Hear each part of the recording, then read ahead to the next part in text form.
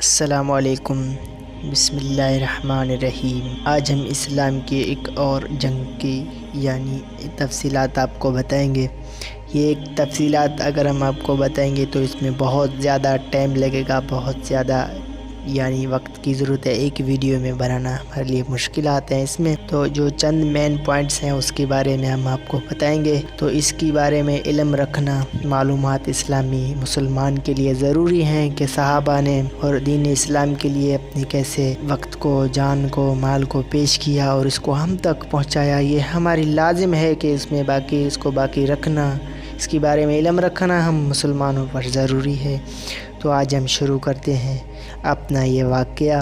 غزوہ موتا کا قصہ آج ہم آپ کو بیان کریں گے۔ کہتے ہیں کہ حضور اکرم صلی اللہ علیہ وسلم نے مختلف بادشاہوں کے پاس تبلیغ کے لیے دعوت نامے ارسال فرمائے تھے۔ ان میں ایک خط حضرت حارث بن عمیر رضی اللہ تعالیٰ عنہ ازدی کی ہاتھ بصرہ کی بادشاہ کے پاس بھی بھیجا تھا۔ جب یہ موتا پہنچے تو شرحبیل غسانی نے، جو کیسر کے حکام میں سے ایک شخص تھا، ان کو قتل کر دیا۔ قاصدوں کا قتل کرنا کسی کی نزدیک بھی پسندیدہ نہیں۔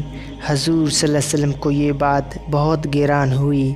آپ صلی اللہ علیہ وسلم نے 3000 کا ایک لشکر تجویز فرما کر حضرت زید بن حارث رضی اللہ تعالیٰ عنہ کو ان پر امیر مقرر فرمایا اور ارشاد فرمایا کہ اگر یہ شہید ہو جائے تو جعفر بن ابی طالب رضی اللہ تعالیٰ عنہ امیر بنائے جائیں، وہ بھی شہید ہو جائیں تو عبداللہ بن رواحہ رضی اللہ تعالیٰ عنہ امیر بنائے جائیں، وہ بھی شہید ہو جائیں، تو پھر مسلمان جس کو دل چاہے امیر بنا لیں۔ ایک یہودی اس گفتگو کو سن رہا تھا۔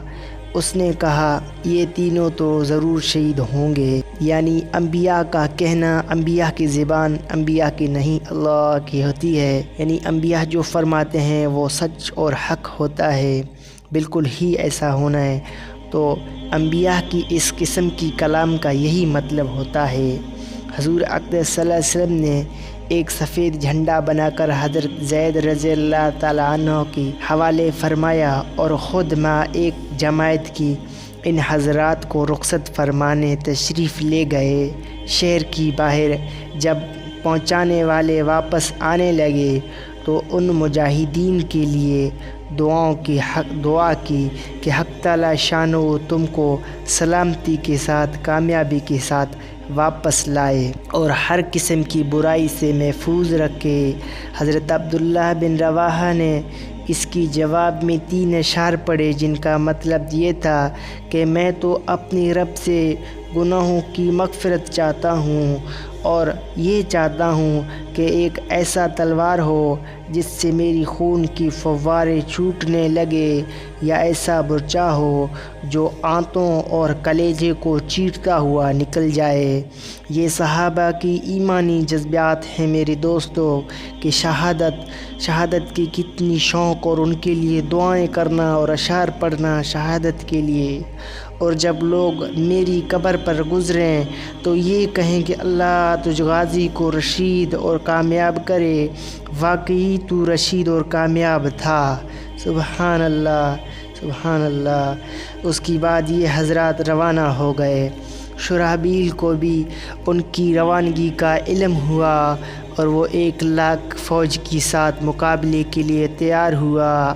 یہ حضرات کچھ آگے چلے تو معلوم ہوا کہ خود ہرقل روم کا بادشاہ بھی 1,00,000 فوج کے ساتھ لیے ہوئے مقابلے کے لیے آ رہا ہے۔ ان حضرات کو اس خبر سے تردد ہوا کہ اتنی بڑی جماعت کا مقابلہ کیا جائے یا حضور صلی اللہ علیہ وسلم کو اطلاع دی جاوے۔ حضرت عبداللہ بن رواحہ رضی اللہ تعالیٰ عنہ نے للکار کر فرمایا، اے مسلمانوں، اے لوگو، تم کس بات سے گھبرا رہے ہو؟ تم کس چیز کی ارادے سے نکلے ہو؟ تمہارا مقصد تمہارے شہید ہونا ہے۔ ہم لوگ کبھی بھی قوت اور آدمیوں کی کثرت کی زور پر نہیں لڑے، بے شک ہم صرف اس دین کی وجہ سے لڑے ہیں جس کی وجہ سے اللہ نے ہمیں اکرام نصیب فرمایا ہے۔ آگے بڑھو، دو کامیابیوں میں سے تو ایک تو ضرور ہوگا، یا شہادت یا غلبہ۔ یہ سن کر مسلمانوں نے ہمت کی اور آگے بڑھے، حتیٰ کہ موتا پہنچ کر لڑائی شروع ہوئی۔ حضرت زید نے جھنڈا ہاتھ میں لیا اور میدان میں پہنچے۔ گمسان کی لڑائی شروع ہوئی۔ شرحبیل کا بھائی مارا گیا اور اس کی ساتھی بھاگ گئے۔ خود شرحبیل بھی بھاگ کر ایک قلعے میں چھپ گیا اور ہرقل کے پاس کے لیے آدمی بھیجا۔ اس نے تقریباً 2 لاکھ فوج بھیجے اور لڑائی زوروں سے ہوتی رہی۔ حضرت زید رضی اللہ تعالیٰ عنہ شہید ہوئے تو حضرت جعفر رضی اللہ تعالیٰ عنہ نے جھنڈا اٹھایا اور اپنے گھوڑے کے خود ہی پاؤں کاٹ دیے تاکہ واپسی کا خیال بھی دل میں نہ آئے، اور چند اشعار پڑھے جن کا ترجمہ یہ ہے: اے لوگو، کیا ہی اچھا چیز ہے جنت، اور کیا ہی اچھا ہے اس کا قریب ہونا، کتنا بہتر ہے اور کتنا ٹھنڈا ہے اس کا پانی، اور ملک روم کی لوگوں پر عذاب کا وقت آ گیا ہے، مجھ پر بھی لازم ہے کہ ان کو ماروں۔ یہ اشعار پڑھے اور اپنی گھوڑے کے پاؤں خود ہی کاٹ چکے تھے، واپسی کا خیال بھی دل میں نہ آئے، اور تلوار لے کر کافروں کی مجمع میں گھس گئے۔ امیر ہونے کی وجہ سے جھنڈا بھی انہی کے پاس تھا۔ اول جھنڈا دائیں ہاتھ میں لی، کافروں نے دایاں ہاتھ کاٹ دیا کہ جھنڈا گر جائے۔ انہوں نے فوراً بائیں ہاتھ میں لیا، انہوں نے وہ بھی کاٹا تو انہوں نے دونوں بازوؤں سے اس کو تھاما اور منہ سے مضبوط پکڑ لیا۔ ایک شخص نے پیچھے سے ان کی 2 ٹکڑے کر دیے، جس سے یہ گر پڑے اور شہید ہو گئے۔ اس وقت ان کی عمر 33 سال کی تھی۔ حضرت عبداللہ بن عمر رضی اللہ تعالیٰ عنہ کہتے ہیں، ہم نے بعد میں نعشوں میں سے حضرت جعفر رضی اللہ تعالیٰ عنہ کو اٹھایا تو ان کی بدن کے اگلے حصے میں 90 زخم تھے۔ جب یہ شہید ہوئے تو لوگوں نے عبداللہ بن رواحہ کو آواز دی۔ وہ لشکر کی ایک کونے میں گوشت کا ٹکڑا کھا رہے تھے۔ 3 دن سے کچھ کی بھی نوبت نہیں ملا تھا۔ وہ آواز سنتے ہی گوشت کے ٹکڑے کو پھینک کر اپنی آپ کو ملامت کرتے ہوئے، جعفر تو شہید ہو جائے اور تو دنیا میں مشغول رہے، آگے بڑھے اور جھنڈا لے کر قتال شروع کر دیا۔ انگلی میں شدید زخم آئی، وہ لٹکنے لگی۔ انہوں نے پاؤں سے اس کٹے ہوئے انگلی کو دبا کر ہاتھ کھینچا، وہ الگ ہو گئی، اس کو پھینک دیا اور آگے بڑھے۔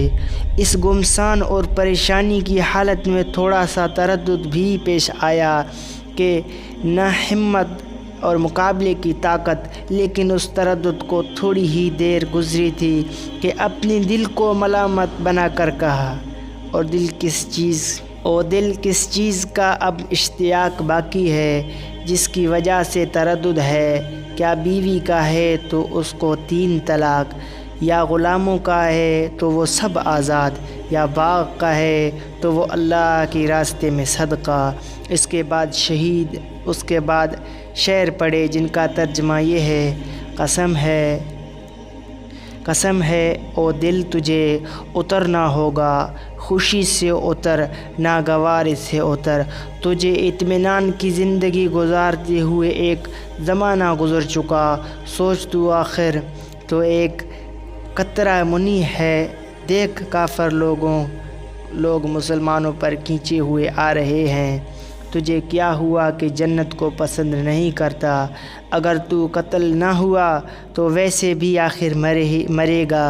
اس کی بعد گھوڑے سے اترے، ان کی چچا زاد بھائی گوشت کا ایک ٹکڑا لائے کہ ذرا سے کھا لو، کمر سیدھی کر لو، کئی دن سے کچھ نہیں کھایا۔ انہوں نے لے لیا۔ اتنے میں ایک جانب سے ہلے کی آواز آئی، اس کو پھینک دیا اور تلوار لے کر جماعت میں گھس گئے اور شہید ہونے تک تلوار چلاتے رہے۔ یہ تھے صحابہ رضی اللہ تعالیٰ عنہ کی جذبہ۔ جنگ کے لیے نہ کھانے کو تھا نہ پینے کو، پھر بھی اللہ کی دین کی سربلندی کے لیے آخری حالات میں لڑتے رہے۔ جھڑتے رہے۔ میرے دوستوں بھائیوں، ہم تک دین پہنچایا آج ہماری ذمہ داری ہے کہ ہم اس دین کو باقی کتنا رکھ رہے ہیں، کتنا محنت کر رہے ہیں۔ تو یہ ویڈیو بڑا لمبا تفصیلی ویڈیو ہے، بڑا لمبا ہو جائے گا، تو جو چند پوائنٹس تھے اس جنگ کے وہ میں نے آپ کے سامنے شیئر کیے۔ انشاءاللہ اس کے پارٹس ہم آپ کے سامنے رکھیں گے آگے، تو ہمارے ساتھ بنے رہیے۔ اس ویڈیو کے لیے مجھے دیجیے اجازت۔ اللہ حافظ۔